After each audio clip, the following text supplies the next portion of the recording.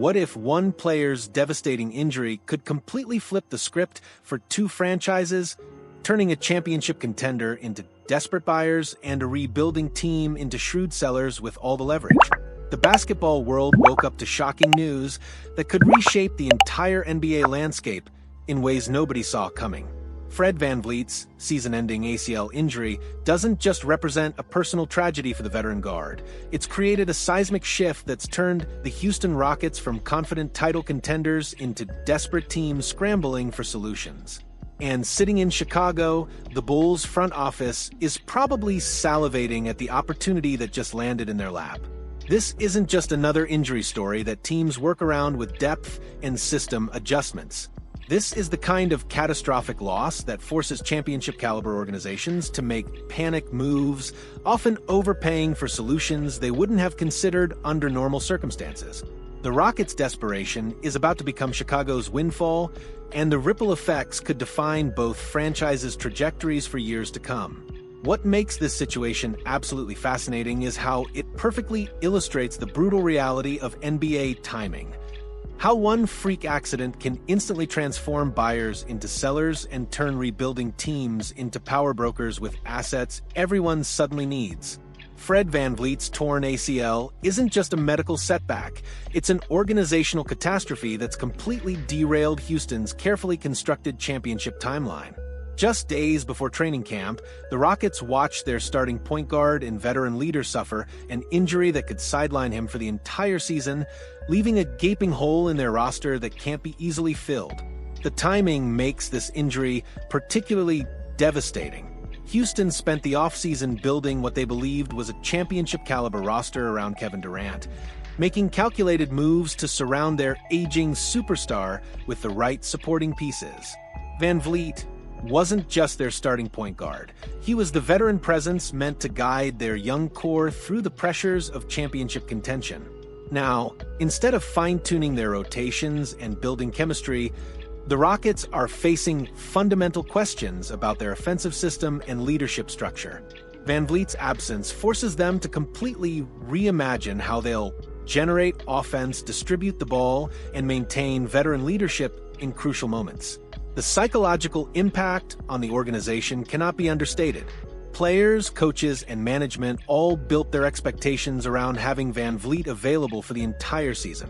His injury doesn't just create a roster hole, it forces everyone to recalibrate their championship aspirations and competitive timeline.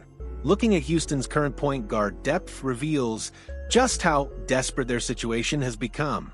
With VanVleet sidelined, they're expected to rely on second-year guard Reed Sheppard and veteran Aaron Holiday, with versatile wing Amen Thompson also potentially handling playmaking duties. On paper, that sounds like adequate depth. In reality, it's a recipe for disaster. Reed Sheppard, despite being the third overall pick in 2024, appeared in just 52 games as a rookie and averaged a mere 4.4 points while shooting 35.1% from the field and 33.8% from three-point range.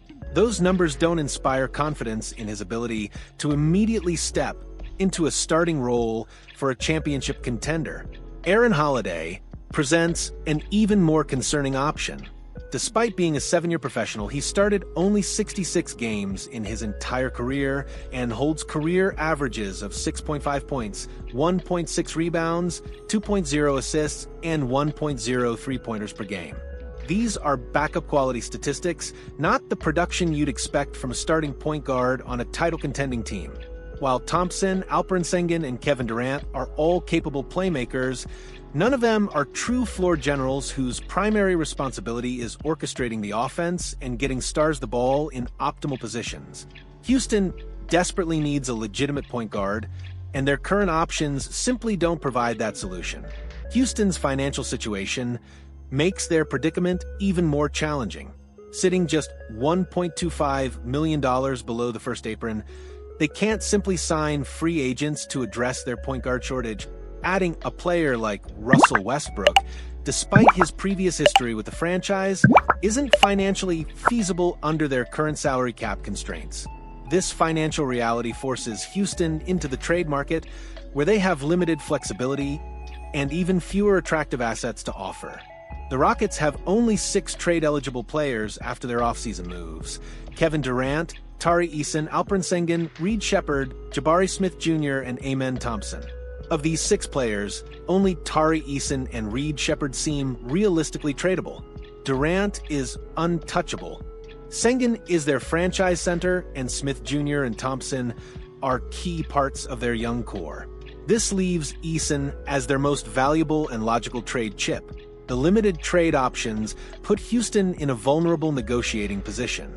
Other teams know they're desperate, which typically leads to unfavorable trade terms and overpayments for solutions that might not even address the fundamental problem.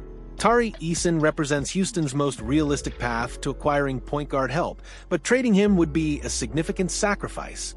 The 24-year-old wing has proven himself as a valuable contributor over his first 3 seasons, appearing in 161 games and averaging 22.8 minutes, while posting impressive numbers across multiple statistical categories. Eason's production: 10.3 points, 6.3 rebounds, 1.2 assists, 1.4 steals, and 0.7 blocks per game, demonstrates his versatility and impact despite playing primarily in a reserve role. His defensive prowess and energy make him exactly the type of player championship teams need for depth and matchup flexibility. However, Houston's heavy investment in their front court makes Eason arguably expendable from a roster construction standpoint. With Dorian Finney-Smith, Jabari Smith Jr., and Amen Thompson under contract for multiple seasons, plus Kevin Durant likely finishing his career in Houston, paying Eason significant money in his next contract could be considered overkill. This reality, combined with Eason's desire for a larger role after spending his entire career coming off the bench, creates a scenario where both player and organization might benefit from a trade.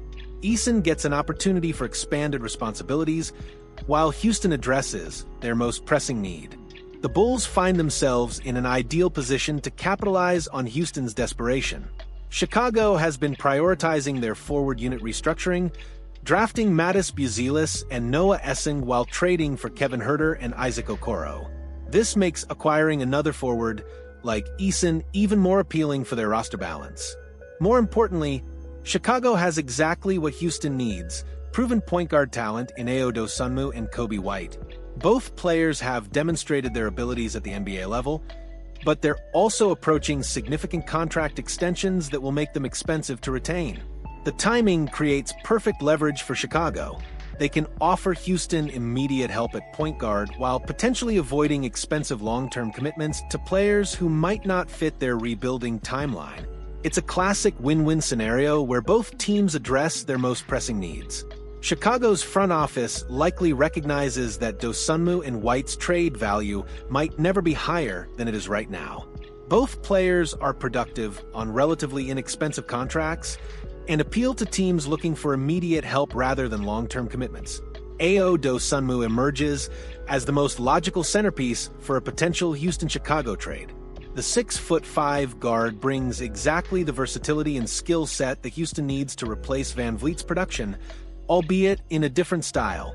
Dosunmu's ability to play both on-ball and off-ball roles makes him particularly valuable for Houston's system. He can initiate offense when needed while also functioning effectively alongside other playmakers like Thompson, Sengun, and Durant. This flexibility would allow Houston to maintain offensive flow regardless of personnel combinations. Defensively, Dosunmu contributes on both ends of the floor and possesses the size to guard multiple positions. While he's essentially a smaller version of Eason, his point guard skills make him more valuable for Houston's current needs than Eason's forward capabilities. The financial aspects also make sense for both teams. Dosunmu is on a reasonable contract that fits Houston's salary cap constraints, while Eason's expiring deal gives Chicago flexibility for their rebuilding timeline. What makes this potential trade particularly interesting is how the negotiation dynamics heavily favor Chicago. Houston's desperation to address their point guard situation before the season starts gives the Bulls significant leverage in any trade discussions. Chicago can afford to be patient and wait for Houston's best offer, knowing that the Rockets' options are limited and their need is urgent. This leverage typically results in the desperate team overpaying or including additional assets to secure the deal. The Bulls also have multiple options to offer Houston, creating competition between their own assets that could drive up the return value. Whether Houston prefers Dosunmu's versatility or White's scoring ability, Chicago controls the negotiation process. For Houston, this trade represents more than just roster management. It's about salvaging their championship window while Kevin Durant is still capable of elite performance. At 36 years old, Durant's remaining prime seasons are limited, making every year crucial for Houston's title aspirations. The Rockets can't afford to waste a season hoping their young players develop quickly enough to contribute to championship contention. They need immediate solutions, even if it means sacrificing future assets or overpaying for current production. Chicago, conversely, benefits from trading productive players before their contracts become expensive while acquiring assets that fit their rebuilding timeline. It's strategic roster management that maximizes value while maintaining competitive flexibility. This potential trade could create ripple effects throughout both conferences. If Houston successfully replaces VanVleet's production, they remain dangerous championship contenders in a loaded Western Conference. If they fail to address their point guard needs, it opens opportunities for other teams to claim higher playoff seeding. For Chicago, trading away productive guards accelerates their rebuilding process while potentially adding a valuable wing player who could contribute to their long-term success. It's the type of move that rebuilding teams should make when presented with favorable circumstances. Ultimately, this situation perfectly illustrates the brutal reality of NBA timing and opportunity. VanVleet's injury instantly transformed Houston from patient team builders into desperate buyers, while simultaneously elevating Chicago from rebuilding sellers into power brokers with valuable assets. The teams that capitalize on these unexpected opportunities are often the ones that exceed expectations or make surprise playoff runs. Conversely, teams that fail to adapt to sudden changes frequently fall short of their goals despite having superior talent on paper. Both Houston and Chicago face crucial decisions that could define their franchises' trajectories.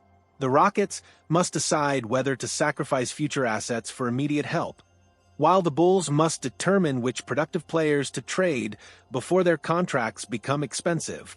This VanVleet injury might have just created the most consequential trade opportunity of the season, with implications that extend far beyond simple roster moves.